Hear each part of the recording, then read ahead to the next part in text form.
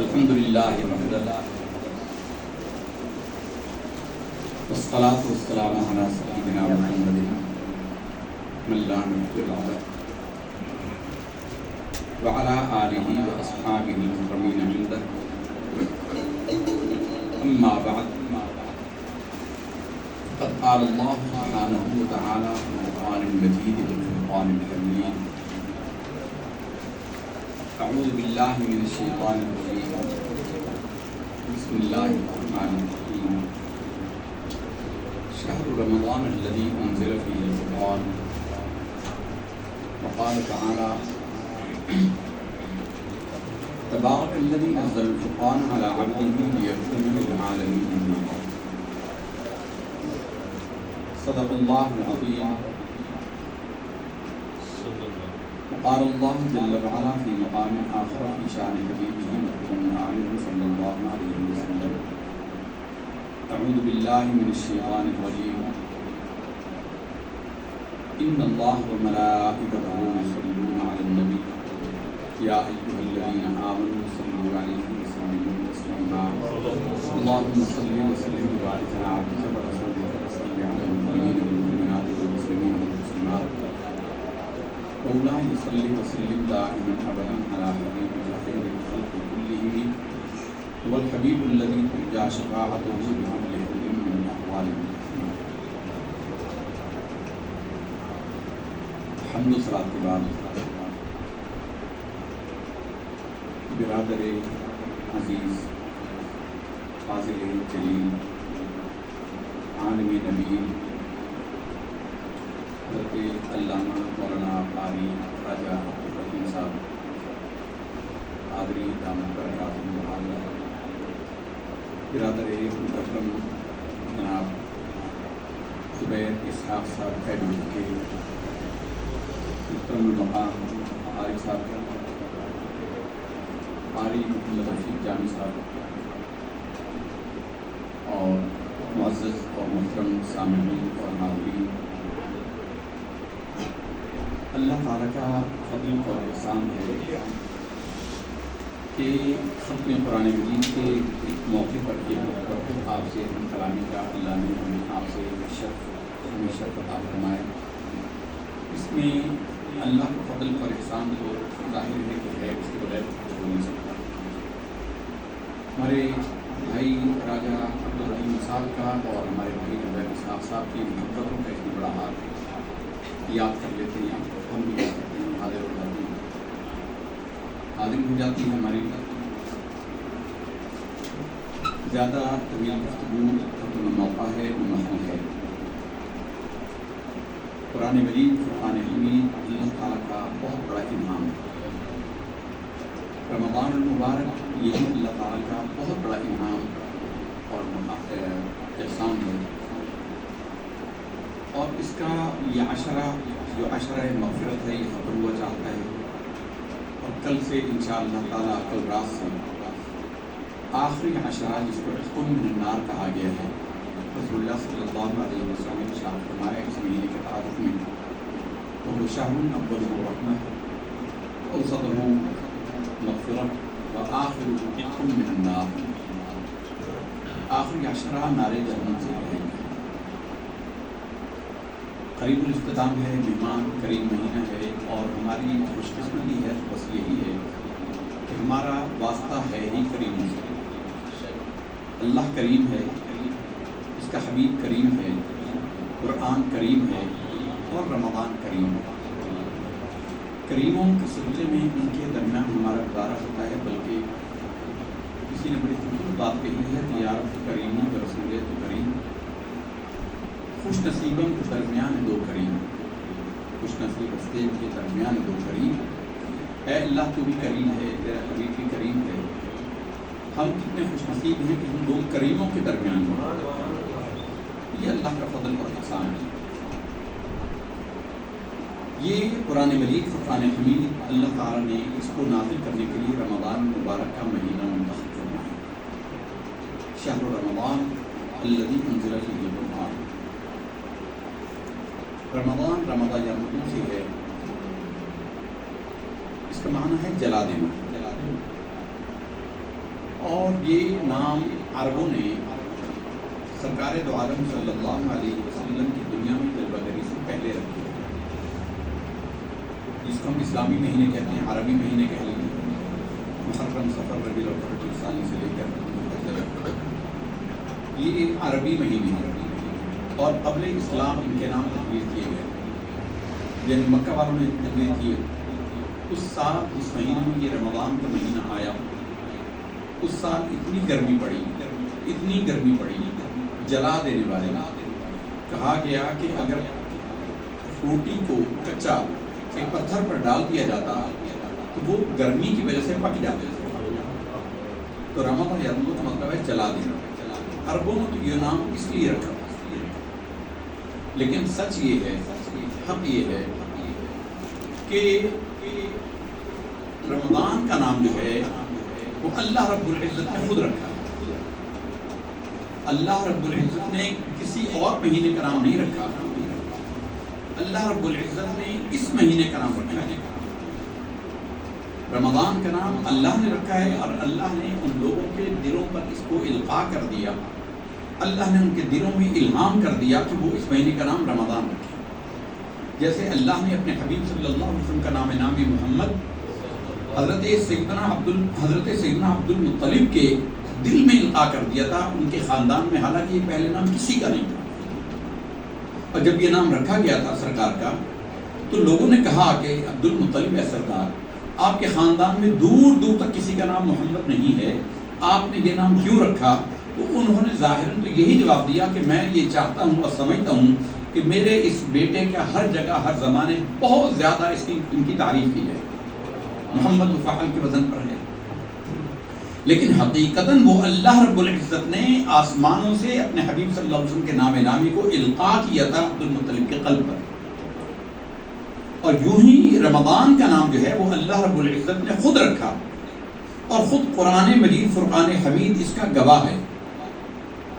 آپ نے غور کیا کہ زمین و آسمان کی پیدائش سے پہلے، زمین و آسمان کی پیدائش سے پہلے اللہ رب العزت نے قرآن مجید اللہ کا کلام ہے، ہمارا ایمان ہے، اور اللہ نے یہ کلام فرمایا تھا اپنی شان کے مطابق۔ اللہ کا کلام فرمانا جو ہے وہ الفاظ سے بھی پاک ہے، آواز سے بھی پاک ہے، کیفیت سے بھی پاک ہے، وہ کیسا ہے یہ وہ جانے، یہ اس کی عطا سے اس کا حبیب ہے۔ اللہ کا کلام جو ہے نا، جو اللہ نے فرمایا ہے، وہ اللہ تعالیٰ کا الفاظ سے یہ پاک ہے، الفاظ سے پاک ہے۔ یہ ایک علمی اور کلامی بحث ہے، بعد اس میں آپ کو زیادہ نہیں الجھاتے، لیکن یہ ہے کہ اللہ تعالیٰ کے جو کلام اللہ نے فرمایا ہے وہ الفاظ سے بھی پاک ہے، آواز سے بھی پاک ہے، کیفیت سے بھی پاک ہے، اور کلام اللہ کی صفت ہے، یہ بات یاد رہے گی۔ ایک زمانے میں آپ کو یاد ہوگا، عباسیوں کے دور میں ایک بحث چل نکلی تھی کہ قرآن مخلوق ہے، قرآن مخلوق ہے۔ اللہ تعالیٰ کروڑوں رحمت نازل فرمائے امام احمد بن حنبل رحمۃ اللہ تعالیٰ علیہ پر، اور ان کے ساتھ چند علماء حق تھے جنہوں نے اس کی پاداش میں، اس بات کے انکار میں اتنے کوڑے کھائے۔ کہا گیا کہ جو امام احمد بن حنبل کو کوڑے مارے گئے، اگر ہاتھی کو مارے جاتے تو ہاتھی زمین چھوڑ دیتا روزانہ۔ اور کیا مطالبہ کیا تھا؟ مطالبہ یہ تھا کہ قرآن کو مخلوق کہتے۔ وہ کہتے تھے، جو ان کے زمانے میں معتزلہ نے یہ فرقہ یہ نکلا تھا، فتنے، آج کل بھی بڑے فتنے نکلے ہوئے ہیں، آج کل بھی بڑے فتنے نکلے ہوئے ہیں۔ اب لوگوں نے، ہمیں یاد ہے ہمارے پاس وہ بچہ آیا ہوا، ہمیں ایک کپڑا درکار تھا، ہم نے وہ کپڑا تلاش کرانے کے لیے پورا گولڈن ٹاؤن اور گرین ٹاؤن چھان مارا، یہ بچہ گیا جگہ جگہ پھر کے ہر دکان سے، اور ہماری مرضی کا کپڑا نہیں ملا، ہم نہیں خرید سکے۔ سب سے سستا ہم نے کر دیا دین کو۔ کپڑے کے لیے اب پوری جگہ پھریں گے، لیکن دین کو ہم بستروں کے اندر موبائل فون سے سیکھتے ہیں۔ نتیجتاً گمراہی ہمارے دلوں میں اترتی جا رہی ہے، طرح طرح کے فتنے۔ حضور نبی کریم صلی اللہ علیہ وسلم کا یہ جو فرمان ہے کہ قرب قیامت میں ایک وقت ایسا آئے گا کہ لوگ دن بھر تو مسلمان ہوں گے، لیکن رات کو سوئیں گے تو کافر ہو کے سوئیں گے، اور رات کو اگر مسلمان سوئیں گے تو صبح اٹھیں گے تو کافر ہوں گے۔ اچھا، دن بھر گزار کر تو سمجھ میں آتی تھی بات، علماء نے اس کی ہر زمانے میں الگ الگ تشریحات کی ہیں۔ انہوں نے کہا کہ کہ یار دن میں کوئی انسان کسی سے مل گیا، کلمہ کفر زبان سے نکل گیا تو اس نے کفر کہہ دیا، کافر ہو گیا. لیکن رات کو مسلمان سونے میں ایسا کون سا عمل ہو جائے گا کہ وہ صبح اٹھے گا تو کافر ہوگا؟ اب اس زمانے میں ہمیں وہ سمجھ آتی ہے کہ وہ موبائل فون میں ایسے کفریہ عقائد کو سیکھے گا، سنے گا اور ان کو دل سے مان لے گا تو صبح اٹھے گا تو وہ کافر ہی ہوگا. یہ ایسے فتنے، یعنی کپڑا تلاش کرنا ہو، سبزی ہو تو پورا علاقہ چھانتے ہیں. دین ایسا ہے، ایسا لاوارث کر دیا کہ دین کو بستر کے اندر سیکھنا ہے، موبائل فون کے اندر. نوجوان بچے زیادہ ہیں، علماء کے دامن کو مضبوطی سے تھامیے، اساتذہ کے دامن کو تھامیے. بے کسے شد دین احمد ہیچ خیش و یار نیز، ہر کسے باکار خود باکار احمد کار نیز. حضور نبی کریم صلی اللہ علیہ وسلم کا دین لاوارث ہو گیا اور کوئی اس کا ہمدرد و غمگسار نہیں. ہر ایک کو اپنے کام کی پڑی ہوئی ہے اور حضور کے دین سے کسی کو مطلب ہی نہیں، کسی کو فکر ہی نہیں. ہر سال رمضان شروع ہوتا ہے، بحث مباحثہ شروع ہو جاتا ہے کہ تراویح 8 ہیں یا 20 ہیں. ہر سال یہ بحث شروع ہو جاتی ہے. اور کبھی غور کیا کس چیز سے منع کرتے ہیں؟ جو ابو جہل کے حق میں نازل ہوئی قرآن مجید کی آیت، سرکار دو عالم صلی اللہ علیہ وسلم کو منع کرتا تھا وہ نماز پڑھنے سے. ارأیت الذی ینہا عبدا اذا صلی، کیا تو نے دیکھا اس شخص کو جو ہمارے بندے کو روکتا ہے جب وہ نماز پڑھتا ہے؟ کبھی غور کیا کہ جو 20 رکعت سے روکتے ہیں وہ نماز جیسے افضل عمل کو روک رہے ہیں؟ کبھی غور کیا؟ ان کا ڈانڈے کس سے ملتے ہیں؟ اور 20 رکعت تراویح حضرت عمر فاروق رضی اللہ تعالیٰ عنہ نے رائج کر دی اور صحابہ کرام کی جماعت نے اجماع کیا. ابی ابن کعب کو تراویح کا امام مقرر کیا گیا. مولا علی ان کو مصلی پر کھڑا کرتے. ابی ہمارے سب سے بڑے قاری ہیں. حضور نبی کریم صلی اللہ علیہ وسلم نے فرمایا اقضانا علی و اقرانا ابی، ہمارے سب سے بڑے قاضی جو ہیں، جج ہیں، وہ علی ہیں. ہمارے سب سے بڑے قاری جو ہیں وہ ابی ابن کعب ہیں.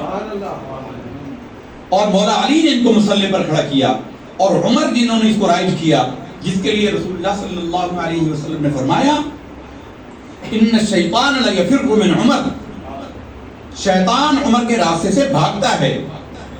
اب عمر کے راستے سے جو بھاگنے والے ہیں تم خود اندازہ لگا لو وہ کس کے چیلے. نماز سے روکتے ہیں، وہ جیل سے ڈانڈے ملتے ہیں. اور کل قیامت کا دن ہوگا، ایک طرف عمر ہوں گے، عثمان ہوں گے، علی ہوں گے، ابی ہوں گے، صحابہ کرام رضوان اللہ تعالی علیہم اجمعین ہوں گے. وہ کہیں گے اے اللہ ہم نے ان کو 20 رکعتوں پر جمع کیا تھا. اور ایک طرف یہ بدبخت کھڑے ہوں گے جو 8 والے ہوں گے. اب یہ بدعت اتنی پھیل گئی، عرب شریف میں 1450 سال کے بعد اب 10 تراویح ہوتی ہیں. اس سال حرمین طیبین میں 10 تراویح پڑھائی جا رہی ہیں. کبھی اندازہ کیا اپنی گمراہی کہاں تک پھیل گئی؟ اب وہ نیو شہر بسا رہے ہیں. فتنے اتنے نکل آئے، اتنے قطار اندر قطار نکل آئے کہ اب انسان کی چونکہ فرض کعبہ بالخیزر تو جہاں مان مسلمانی، جب کعبے سے کفر نکلنا شروع ہو جائے گا تو مسلمانی کہاں رہے گی؟ تو برادران گرامی، قرآن اور صاحب قرآن کا تعلق اور اجماع صحابہ، امت کا 1450 سال کا اجماع، صحابہ کرام کا اجماع، کل قیامت کے دن یہ لوگ ایک طرف ہوں گے اور یہ بدبخت 8 والے ایک طرف ہوں گے. آپ دل پر ہاتھ رکھ کر فیصلہ کر لیجئے کہ اللہ کے بارگاہ میں ان کا انجام کیا ہوگا. یہ ہمارے زبیر بھائی کی بڑی کاوش ہے، اللہ تعالیٰ قبول فرمائے. ہمارے راجہ صاحب کی بڑی کاوش ہے کہ وہاں تراویح میں اور یہاں پر شبین میں ان کو جمع کرتے ہیں اور ان سے قرآن مجید نفروں میں سنتے ہیں. یہ قرآن مجید اللہ عزت والے کا عزت والا کلام ہے، رمضان المبارک میں نازل کیا جانے والا کلام ہے. اور یہ واحد، اچھا اللہ نے جتنی کتابیں نازل فرمائی ہیں، جتنی کتابیں اور صحیفے، صحف ابراہیم و موسیٰ، ابراہیم کو بھی صحیفے دیے گئے، موسیٰ کو بھی صحیفے دیے گئے، دیگر انبیاء کرام کو زبور، تورات، انجیل، ساری کتابیں ساری رمضان المبارک میں نازل ہوئی ہیں.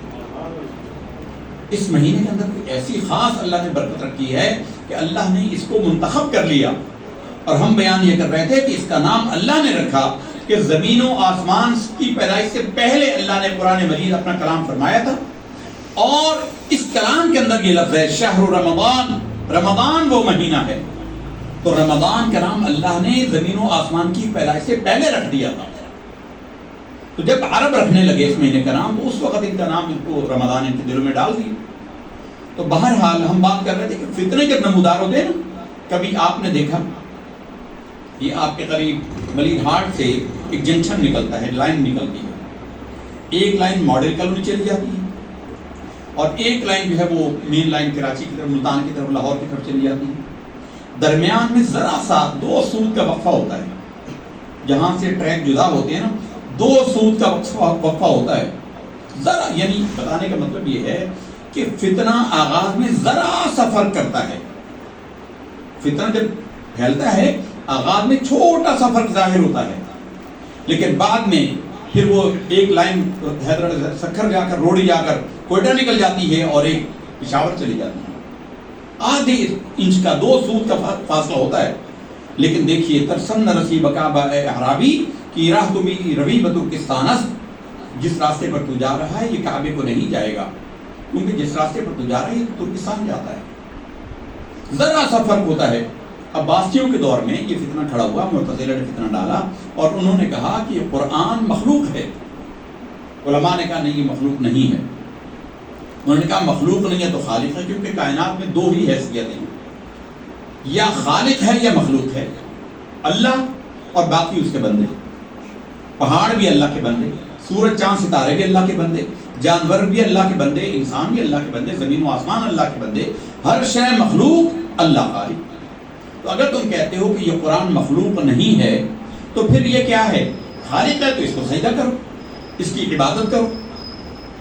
تو ہمارے امام احمد بن حنبل رحمۃ اللہ تعالی علیہ، انہوں نے کہا نہیں، القرآن غیر مخلوق، یہ مخلوق نہیں ہے۔ اس کی پاداش میں اتنے کوڑے مارے گئے، اور جتنے کوڑے مارے جاتے تھے اس پر وہ کہتے تھے اللہم اغفر لی ابی ہیثم، اللہم اغفر لی ابی ہیثم۔ اب لوگوں نے تعجب کیا۔ ابو الہیثم ایک بہت بڑا ڈاکو تھا، بغداد میں ہوتا تھا، مشہور تھا۔ تو ایک دن کسی کو قریب جانے کا موقع مل گیا، اس نے کہا کہ حضرت یہ کون سے ابو ہیثم کے لیے آپ مغفرت کی دعا کرتے ہیں؟ کہ ابو ہیثم تو مشہور، تو یہ ڈاکو ہے بغداد کا۔ ان کا اسی کے لیے دعا کرتا ہوں۔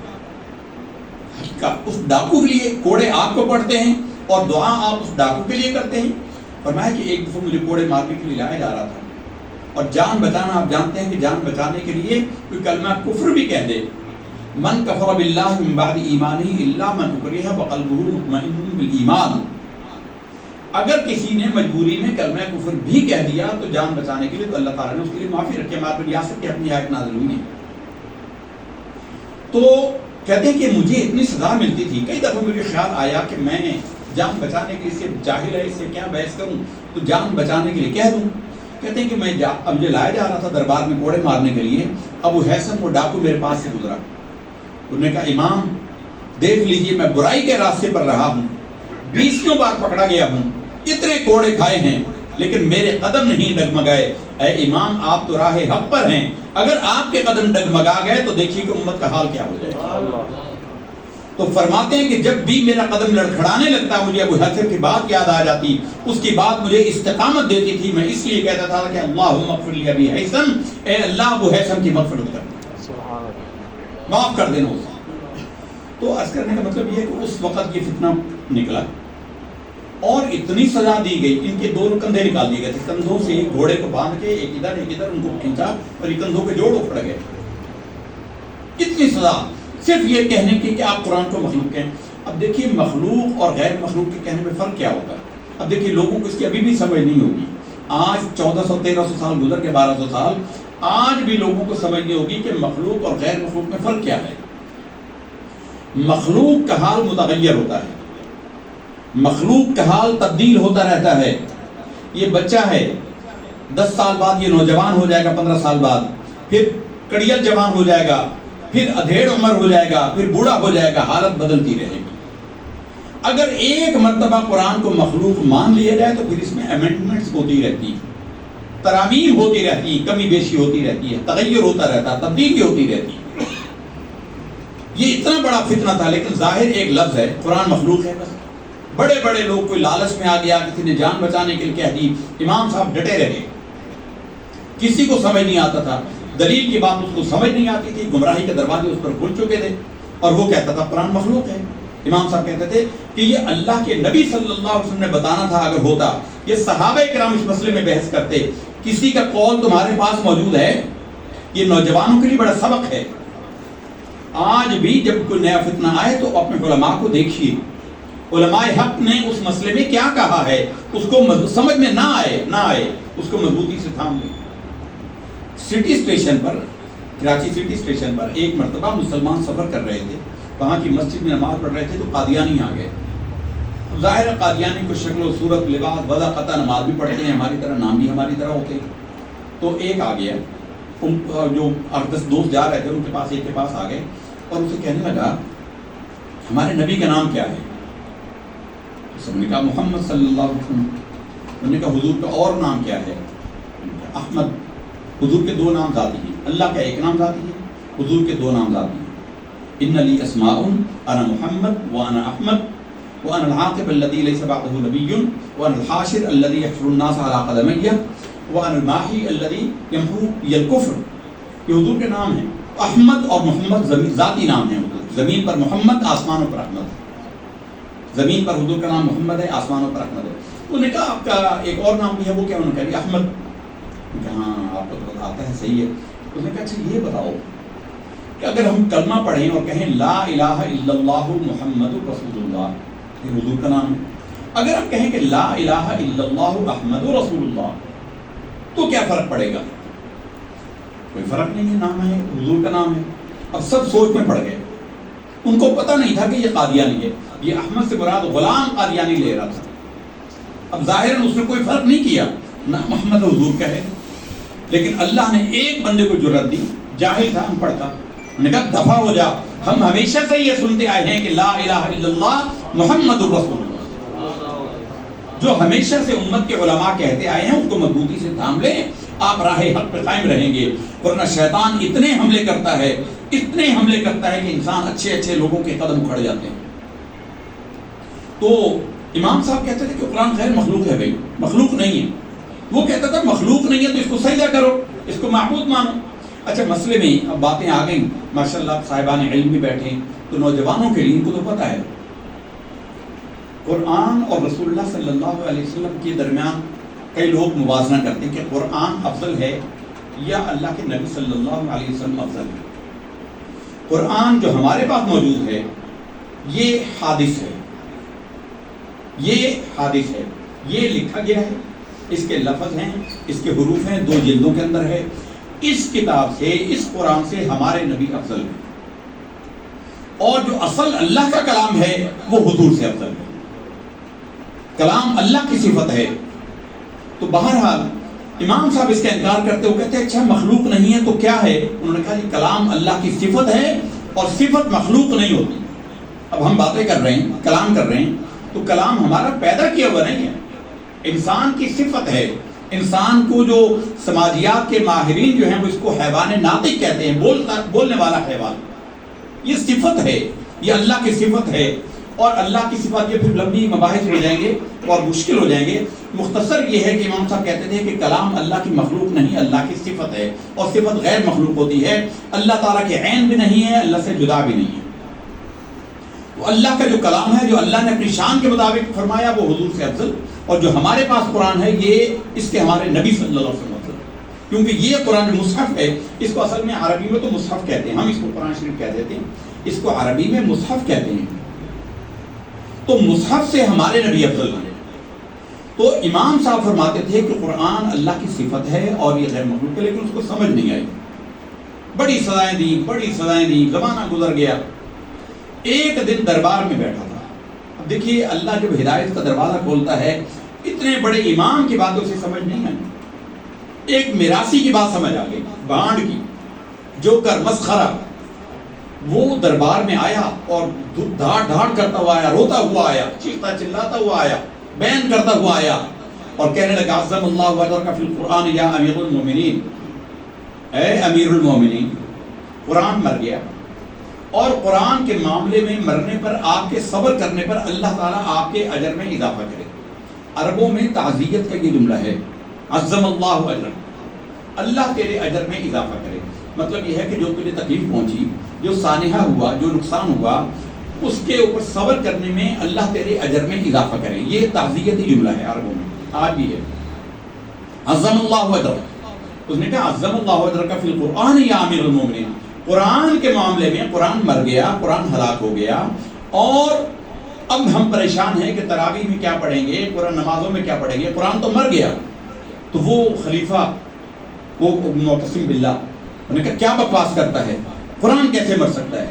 میں نے کہا حضرت آپ ہی تو کہتے ہیں کہ قرآن مخلوق ہے، اور مخلوق کے لیے تو قرآن میں اللہ نے فرمایا کل شیء ہالک الا وجہہ، ہر شے نے ہلاک ہو جانا ہے سوائے اللہ کی ذات کے. تو یہ مخلوق ہے، تو مخلوق مر گئی تو تعجب کیسا. تو بادشاہ کھڑا ہوا خلیفہ، اور اس نے اس کو گلے لگایا. میں نے کہا اللہ کی قسم احمد بن حنبل کی بات مجھے آج سمجھ آئی. احمد بن حنبل کی بات کہ قرآن مخلوق نہیں ہے، اس کو فنا نہیں ہے. فتنہ جب نکلتا ہے ذرا سا نکلتا ہے، ذرا سا جدا ہوتا ہے، لیکن بالآخر ترسم نرسیب کعبہ اے اعرابی کی راہ تو می ربی بترکستانس. مجھے ڈر ہے کہ اے اعرابی تو بیت اللہ نہیں جا سکے گا، اس لیے کہ جس سڑک پر تو جا رہا ہے یہ تو ترکستان جاتی ہے، یہ تو کعبے کو جاتی ہی نہیں ہے. یہ بدبخت، قرآن مجید میں اللہ نے ان کا بیان فرمایا جو لوگوں کو گمراہ کرتے ہیں. اس میں اللہ تعالیٰ فرمایا، کئی جگہ یہ مضمون بیان فرمایا ہے.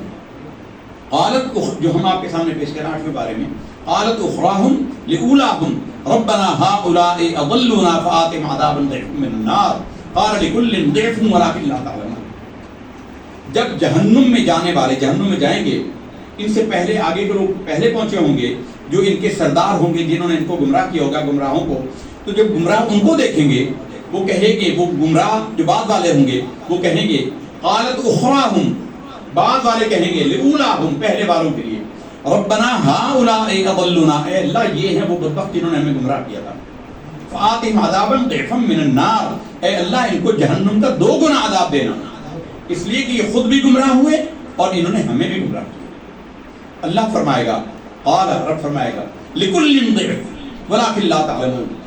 تمہیں سمجھ نہیں آتی، ہر ایک کے لیے 2 گنا گناہ ہے، کیونکہ اگر یہ گمراہ تھے اور انہوں نے تمہیں گمراہ کیا تو تم گمراہ ہوئے، تم نے 10 اور کو گمراہ کیا. ہر ایک کے لیے 2 گنا عذاب.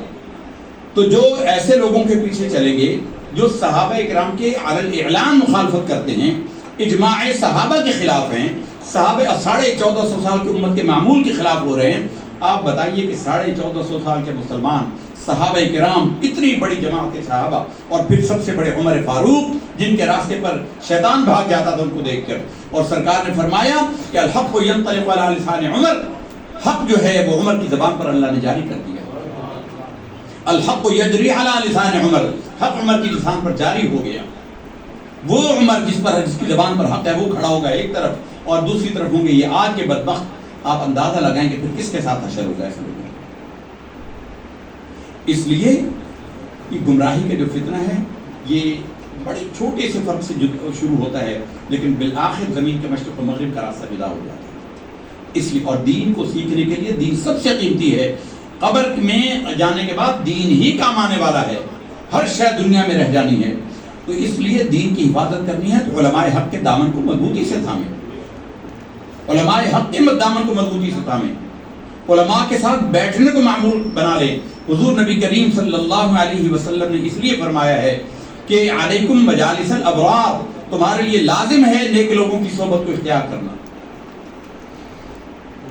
ان ھذا العلم دین فانظروا عمن تاخذون دینکم، یہ دین کا علم ہے اللہ کے بندو، غور تو کرو کس سے سیکھ رہے ہو. الاسناد من الدین لولا الاسناد لقال من شاء ما شاء. سند راجہ صاحب بتائیں گے کہ میں نے کس سے پڑھا، مفتی غلام یاسین امجدی صاحب سے پڑھا. انہوں نے کس سے پڑھا؟ مفتی امجد علی آدمی صاحب سے پڑھا. انہوں نے فلاں سے پڑھا، انہوں نے اعلیٰ حضرت سے پڑھا، انہوں نے آگے کس سے پڑھا. یہ سند کا سلسلہ حضور تک جاتا ہے. جہاں سند ہوگی وہ مستند عالم ہوگا، اس کے پاس بیٹھو گے تو علم صحیح ملے گا. اگر مستند ایسے کوئی انجینئر ہو، کوئی وکیل ہو، کوئی ڈاکٹر ہو، کوئی دنیا کے دیگر شعبے سے ماہر ہو اور وہ قرآن کی تفسیر کرنے بیٹھ جائے، وہ ڈاکٹری کے مسائل نہیں بتاتے. سب سے ہلکا دین کو کر دیا کہ ہر بندہ اپنی من چاہی تعبیر کرتا ہے. سب سے پہلا کام یہ کیا ہے کہ حضور کو دین سے دور کے قرآن سے جدا کر دیا. قرآن اور حضور نبی کریم صلی اللہ علیہ وسلم لازم و ملزوم ہے. اور عقائد اسلامیہ اسلام کی بنیاد تو کسی سے بھی پوچھے نا، وہ کہیں گے بنی الاسلام علی خمس، اسلام کی بنیادیں 5 ہیں۔ ایمان کی بنیادیں کیا ہیں؟ ایمان کی بنیادیں 3 ہیں۔ ایمان الگ چیز ہے، ایمان ماننے کو کہتے ہیں، اسلام عمل کرنے کو کہتے ہیں۔ تو ایمان کی بنیادیں 3 ہیں، توحید، رسالت اور آخرت۔ توحید، رسالت اور آخرت۔ تو رسالت اس میں مرکزیت ہے، سینٹر آف گریوٹی جو ہے، مرکز جو ہے، مرکز و محور وہ رسول اللہ صلی اللہ علیہ وسلم۔ حضور کو مان کے جو مانو گے اللہ تعالیٰ کی بارگاہ میں مقبول ہوگا، حضور کو جدا کرو گے تو گمراہ ہو جاؤ گے۔ اللہ کو وہ آپ دیکھتے ہیں یہودی کس کو مانتے ہیں؟ اس اللہ کو مانتے ہیں۔ یہودی اللہ کو مانتے ہیں، عیسائی اللہ کو مانتے ہیں، ہندو حالانکہ ان کے ہزاروں بھگوان ہیں، ایشور ان کے ہاں بھی ایک ہے۔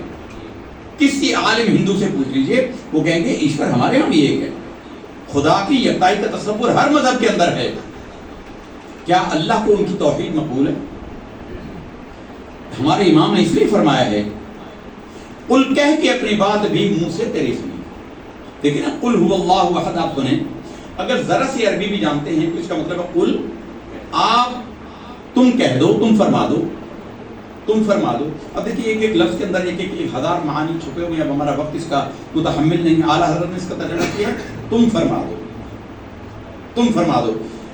اب کئیوں نے کہا زیادہ ادب دکھانے کی کوشش کی، کہا آپ فرما دو، کسی نے کہا تو کہہ، تو کہہ دے۔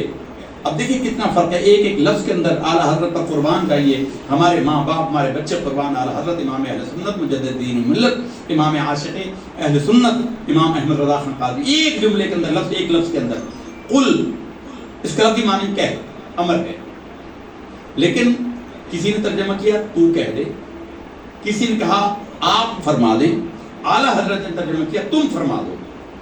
اب اس میں فرق کیا ہے؟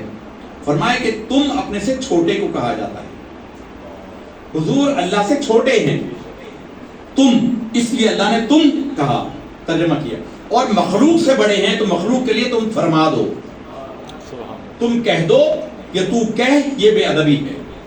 مخلوق کو کہہ، مخلوق سے بڑے ہیں، اللہ سے چھوٹے ہیں تو پیارے تم فرما دو۔ آپ نے غور کیا؟ یہ اعلیٰ حضرت کا کام ہے، اتنی باریکی سے نفاست سے سمجھانا۔ یہ اس لیے ان کے ترجمے کو کنز الایمان کہتے ہیں، ایمان کا خزانہ ہے۔ تو کہہ، اللہ تو کہہ سکتا ہے، لیکن مخلوق کو بھی کہے تو حضور کی شان تو گر نہ رہی۔ ایک لفظ کے اندر، اچھا ان کو الگ کریں، اللہ الاحد، اللہ ایک ہے، یکتا ہے، اللہ الصمد، اللہ بے نیاز ہے، لم یلد ولم یولد، نہ وہ کسی کا بیٹا نہ کوئی اس کا بیٹا، ولم یکن لہ کفوا احد، کوئی اس کا ہمسر نہیں۔ یہ اس کا ترجمہ مکمل۔ اس میں ذرا سا فرق نہیں آتا معنی میں، اگر قل ہٹا دے تب بھی معنی میں کوئی فرق نہیں آتا، لیکن اس قل کے اندر یہ رمز ہے۔ فرمایا قل کہہ کے اپنی بات بھی منہ سے تیرے سنی، کتنی ہے اللہ کو تیری گفتگو پسند، اے حبیب اللہ کو تیری گفتگو اتنی پیاری ہے کہ اللہ کو توحید بھی وہ مقبول ہے جو تیری زبان سے نکلے، جو تیرے کہے پر اللہ کو مانے، وہ توحید اللہ کو مقبول ہے۔ جو تجھ سے جدا ہو کر اللہ کو تلاش کرنا چاہیں اللہ کی بارگاہ میں مردود ہیں۔ تو اس لیے عزیزان گرامی، نبی کریم صلی اللہ علیہ وسلم اور قرآن لازم و ملزوم ہیں، لازم و ملزوم ہیں۔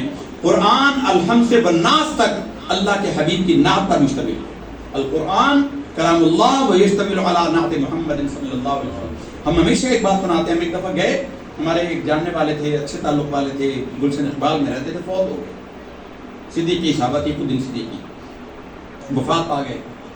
تو ایسی باتیں چل پڑی تو باتوں میں کہنے لگے، یار مولوی صاحب مجھے آپ کی بات نہیں سمجھ آتی، آپ کہتے ہیں کہ قرآن الحمد سے والناس تک حضور کی نعت ہی نعت ہے، قرآن میں تو شیطان کا بھی ذکر ہے، کافروں کا بھی ذکر ہے، خنزیر کا بھی ذکر ہے، کتے کا بھی ذکر ہے، بہت ساری چیزوں کا ذکر ہے، تو ان سب چیزوں میں کافروں کے ذکر میں حضور کی تعریف کیسے ہے؟ ہم نے کہا اگر حضور کے عشق کی اینک لگا کر دیکھیں گے تو آپ کو قرآن حضور کی نعت نظر آئے گا۔ القرآن کلام اللہ و یشتمل علی نعت محمد صلی اللہ علیہ وسلم، قرآن ہے اللہ کا کلام، الحمد سے لے کر والناس تک اللہ کے حبیب کی تعریف پر مشتمل ہے۔ کہنے لگے ٹھیک ہے خوشی میں عقیدت میں آپ کہہ دیتے ہیں لیکن مجھے سمجھائیں تو صحیح کہ کیسے. ہم نے کہا حضرت آپ یہ بتائیے کہ اللہ کہاں کے رہنے والا ہے؟ کہنے لگے کیا مطلب؟ بھائی کسی جگہ، اللہ تو ہر جگہ ہے، اللہ تو عرش اور فوق العرش اور تحت العرش ہر جگہ اللہ موجود ہے، اللہ تعالیٰ تو ہر جگہ موجود ہے. ہم نے کہا کیا اللہ خاص مکے کے لیے ہے؟ کہنے لگے نہیں. ہم نے کہا کیا مدینے کے لیے ہے؟ کہنے لگے نہیں. ہم نے کہا قرآن مجید کی تو جتنی صورتیں ہیں یا مکی ہیں یا مدنی ہیں، تو یہ مکی مدنی کون تھا جس کے لیے قرآن مکی ہو گیا، جس کے لیے مدنی ہو گیا؟ وہ اللہ کے حبیب مکی تھے جب تک مکہ میں تھے. جب مدینہ گئے تو مدینہ کے ہو گئے. قرآن بھی مدنی ہو گیا. جب تک مکہ میں تھے قبل ہجرت نازل ہونے والا قرآن مکی تھا. جب حضور مدینہ گئے تو قرآن مدنی ہو گیا. اس سے بڑی تمہیں حضور کی کیا تعریف نظر آئے؟ ہم نے کہا کہ اچھا یہ بتائیے کہ قرآن مجید پڑھنے میں اللہ نے جو کلام فرمایا، کیا اللہ تعالیٰ کی سانس ٹوٹ جاتی تھی؟ اللہ کی سانس ٹوٹ جاتی تھی؟ کہنے لگے نہیں. تو ہم نے کہا یہ قرآن مجید میں جو جگہ جگہ آیتیں ہیں، ہر جگہ الف لام میم آیت، ذالک الکتاب لا ریب فیہ ھدی للمتقین آیت، یہ آیت کیا ہے؟ کہ ہم نے کہا یہاں رکنا ہے. ہم نے کہا کس نے رکنا ہے، کیوں رکنا ہے؟ اس لیے رکنا ہے کہ یہاں کے اللہ کے حبیب نے وقف کیا ہے. تمہیں ایک ایک آیت میں حضور کی شان نظر آئے گی. قرآن مجید فرقان حمید میں جو نشانیاں ہیں وہ حضور کی ہیں. حضور میدان میں ہیں، قرآن میدان میں نازل ہو رہا ہے. حضور جنگ میں ہیں، قرآن جنگ میں نازل ہو رہا ہے. یہ ہے حضور کی تعریف. طور پر جانے لگے موسیٰ اور کہا گیا کہ فَخْلَعْنَا عَلَيْكَ إِنَّكَ بِالْوَادِ الْمُقَدَّسِ طُوَىٰ، جوتے اتار کر آنا موسیٰ کہ تو ایک مقدس وادی طوا میں تو آ رہا ہے. ہمارے حبیب صلی اللہ علیہ وسلم اپنے بستر میں اپنی زوجہ محترمہ کے پاس ہیں، حضرت سیدتنا خدیجہ کبریٰ رضی اللہ تعالیٰ عنہ کے پاس ہیں. سرکار دو عالم صلی اللہ علیہ وسلم نے فرمایا اے خدیجہ یہ میرے پاس جبریل کھڑے ہیں اور یہ تجھے کہہ رہے ہیں کہ اللہ تعالیٰ کی طرف سے تجھ پر سلام ہو. سبحان اللہ. یعنی حضور بستر میں ہیں، قرآن بستر میں نازل ہو رہا ہے. حضور میدان کے اندر ہیں، قرآن میدان میں ہے. حضور دن میں ہے تو دن میں ہے. قرآن مجید کی آیت کو کہ ہم نے تو چھوٹی چھوٹی تفسیریں دیکھی ہیں نا. قرآن مجید کے علماء نے جو اس کی تقسیمیں کی ہیں وہ گرمی کی الگ، سردی کی الگ، رات کی الگ، دن کی الگ، سفر کی الگ، حضر کی الگ، جنگ کے اندر کی الگ، زندگی کے ہر گوشے کے اندر بستر میں رہنے کی الگ، ساری آیتوں کی ڈویژن بیان کی ہے. تو قرآن از اول تا آخر وقف کیا ہے؟ حضور نے جہاں وقف کیا وہ نشانی ہے.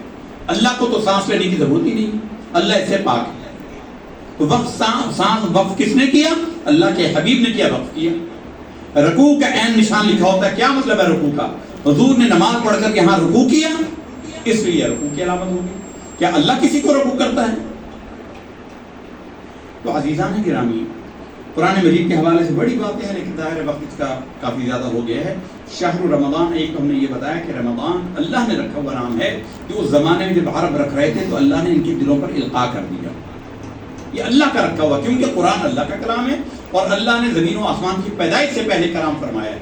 حدیث شریف کے اندر ہے کہ سورہ طٰہٰ اور سورہ یاسین شریف جب اللہ نے اپنی شان کے مطابق اللہ نے اس کو ادا کیا تو فرشتے بجت میں آ گئے اور کہنے لگے اے اللہ کتنا خوبصورت کلام ہے. کہا کہ اپنے حبیب کے لیے یہ بنایا ہے اور اپنے حبیب کی امت کو عطا کروں گا. تو کہا کہ اے اللہ کتنی مبارک ہوگی وہ قوم جن کو یہ کلام عطا کیا. ابھی زمین و آسمان نہیں بنے. تو اس وقت جو قرآن میں تو یہ لفظ ہے نا شہر رمضان الذی انزل فیہ القرآن، اس وقت اللہ نے اس کا نام رمضان رکھا تھا جب زمین و آسمان نہیں. یہ مہینوں کے نام تو سورج کے اور چاند کی وجہ سے رکھے گئے، تو اس وقت تو یہ نہیں تھے. تو رمضان واحد مہینہ ہے جس کا نام اللہ نے رکھا. اور دوسرے اللہ نے فرمایا تبارک الذی نزل الفرقان علی عبدہ لیکون للعالمین نذیرا. بڑی برکتوں والی ہے وہ. تبارک الذی نزل الفرقان، حق اور باطل کو جدا کر کے بتا دینے والی کتاب نازل کی ہے. علی عبدہ، عبد دیگر، عبدہ چیزیں دیگر، ای سراپا انتظار و منتظر. یہ عبد اور چیز ہوتی ہے، عبدہ اور چیز. اعظم چشتی پنجابی کے شاعر گزرے، نعت خوان، بہت بڑے نعت خوان تھے ہمارے. ایک دفعہ انہوں نے کوئی نعت پڑھی تو اس میں یہ ذکر تھا کہ ساڑے سونے نو رب جوڑے سنے عرش تے بلایا. جوڑے سے مراد نالین شریف. جوتے مبارک سرکار کے نالین شریف، ہمارے آقا کو اللہ نے جوتوں سمیت عرش کو بلایا، موسیٰ سے کہا کہ جوتے اتار دے، زمین پر پہاڑ پہ تھے، اور عرش سے بھی آگے اللہ نے اپنے حبیب کو کہا کہ جوتے پہن کرا۔ تو محدث اعظم مولانا سردار احمد صاحب رحمۃ اللہ تعالیٰ علیہ وہ سن رہے تھے، تو انہوں نے بات اچھا وہ ایک دیوبندی نے سنا، اس نے آ کر وہاں پکڑ لیا، اس نے کہا کہ کس حدیث میں لکھا ہوا ہے کہ حضور کو کہا کہ جوتے پہن کر آؤ؟ انہوں نے کہا یہ تو چھوڑ کہ کس حدیث میں جوتے پہن کر آؤ، تو یہ دکھا دے حدیث کو کہ حضور کو کہا ہو کہ اے اللہ نے کہ اللہ اے محمد جوتے اتار کر آؤ۔ کہیں تو کسی حدیث میں دکھا دے کہ جوتے اتارنے کی بات ہو، جب جوتے اتارے نہیں، اتارنے کا کہا نہیں، موسیٰ کو تو کہا تو قرآن میں محفوظ کروا دیا، اپنے حبیب کو کہا ہوتا تو محفوظ ہوتا، تو دکھا کہ کہاں کہا ہے کہ جوتے اتار کیا؟ وہ بیچارہ اپنا سجدہ لے کر رہ گیا۔ بعد میں محدث اعظم مولانا سردار احمد صاحب رحمۃ اللہ تعالیٰ علیہ نے ان سے کہا، پہلے تو اس کو کہا کہ یہ جو ان کے بدعقیدہ لوگ ہیں نا، اگر کوئی ہمارا اہل علم ہو، اہل علم کیا، ہمارے تو نعت خوان ان کے لیے کافی ہیں، ہمارے لیے تو نعت خوان ان کے لیے کافی ہیں۔ تو بعد ان کو کہا کہ بیٹے ایسی بات نہیں کہنی چاہیے جس کا حدیث سے صراحت نہ ہو، اس بات کو ذکر نہیں کرتے، ہمیں پتہ ہی نہیں، اللہ نے بیان نہیں کیا، حضور نے بیان نہیں کیا، نہ کہیں۔ لیکن بدعقیدوں کو یہ کافی، تو وہ اعظم چشتی ایک بات کہتے ہیں، نعت میں کہتے ہیں، اور عبدہو کی بات ہم کر رہے ہیں۔ عبدہو کیا ہے؟ عبد ہم ہیں، ساری مخلوق عبد ہے، عبد اور چیز ہے، عبدہو اور چیز ہے۔ اس کو سمجھانے کے لیے پنجابی تو تقریباً سبھی کو سمجھ آ ہی جاتی ہے، وہ کہتے ہیں سارے آکھن تیرا تیرا، اے اللہ ساری مخلوق کہتی ہے تیرے، سارے آکھن تیرا تیرا تو میں بھی آکھاں تیرا، ایویں تے مولا کچھ نہیں بندا کدی تو بھی کہہ چھڑ میرا۔ جس کو اللہ کہہ دے کہ یہ میرا بندہ ہے، اس کی شان کیا ہو؟ تو جس کو برکت والی وہ کتاب نازل کی، پھر نذیر کے لب پر، ظاہر ہے ہمارا وقت بہت زیادہ ہو گیا ہے، احباب تھکے ہوئے ہوں گے، آگے سحری بھی کرنی ہے، روزہ بھی رکھنا ہے، تو بہرحال بڑے مبارکباد کے مستحق ہیں ہمارے زبیر بھائی، ہمارے راجہ صاحب جنہوں نے ان بچوں کو تیار کیا، اور بڑی برکتوں والے ہیں یہ بچے، ان کے نورانی چہرے دیکھ کر دل خوش ہوتا ہے۔ یہ وہ ہیں، یہ چھوٹا سا بچہ، یہ اتنا بچہ حافظ قرآن بن گیا، 8-9-10 سال کا بچہ، یہ قرآن مجید کا اعجاز ہے، یہ معجزہ قرآنی ہے، یہ قرآن مجید کی حفاظت کا ذریعہ اللہ نے ان حافظوں کو بنایا ہے۔ یہ اتنے عظیم ہیں، حضور نبی کریم صلی اللہ علیہ وسلم نے فرمایا جس کو اللہ نے قرآن مجید کا علم عطا فرمایا، پھر اس نے دنیا کے بڑے سے بڑے بندے کی عزت خود سے زیادہ سمجھی، تو اس نے گویا قرآن کی قدر کو پہچانا ہی نہیں۔ سب سے زیادہ عزت جو ہے وہ قرآن مجید کے ساتھ جوڑنا ہے۔ خیرکم من تعلم القرآن وعلمہ، تم میں بہترین انسان وہ ہے جس نے قرآن سیکھا اور سکھایا۔ تو یہ بڑی مبارکباد کی مستحق ہیں، بڑا مبارک موقع ہے۔ اللہ تعالیٰ سے دعا ہے کہ ہم سب کو اپنی خدمت دین کے لیے وقف کر لیں، اور ہماری خدمات کو جو ٹوٹی پھوٹی ہوتی ہیں، مساعی ہوتی ہیں، اللہ تعالیٰ ان کو قبول و مستجاب فرمائے۔ ہمارے زبیر بھائی کی کاوشوں کو قبول فرمائے۔ یہ ان بچوں کو بڑی حوصلہ افزائی ہوتی ہے، ان کی بڑی حوصلہ افزائی ہوتی ہے، ان کو داعیہ پیدا ہوتا ہے، پھر اگلے سال کی فکر ہوتی ہے کہ ہم نے یاد کر کے سنانا ہے۔ اگر یہ تراویح حضرت عمر قائم نہ فرما دیں، آج تمہیں حافظ نہ ملتا۔ شیعوں میں کیوں کہتے ہیں کہ حافظ نہیں ہوتے؟ حالانکہ حافظ ہوتے ہیں، ان کو حفظ رہتا نہیں ہے، کیونکہ تراویح ان کو سنانے کا جواب دے کے احساس ہی نہیں ہے۔ حافظ قرآن جو سناتا ہے وہ منزل پکی رکھتا ہے، اسے پتہ ہوتا ہے کہ اگلے سال سنانی ہے۔ تو یہ اس کام میں کو حفاظت قرآن کی اس کام میں ہمارے زبیر بھائی کی کاوشیں شامل ہیں، ہمارے بھائی راجہ صاحب کی کاوشیں شامل ہیں، ہمارے قاری صاحب چلے گئے، اللہ تعالیٰ ان کی عمر میں برکتیں عطا فرمائے، ان کی کاوشیں شامل ہیں۔ اللہ تعالیٰ ہم سب کی خدمت دین کو قبول فرمائے۔ وآخر دعوانا الحمدللہ رب العالمین۔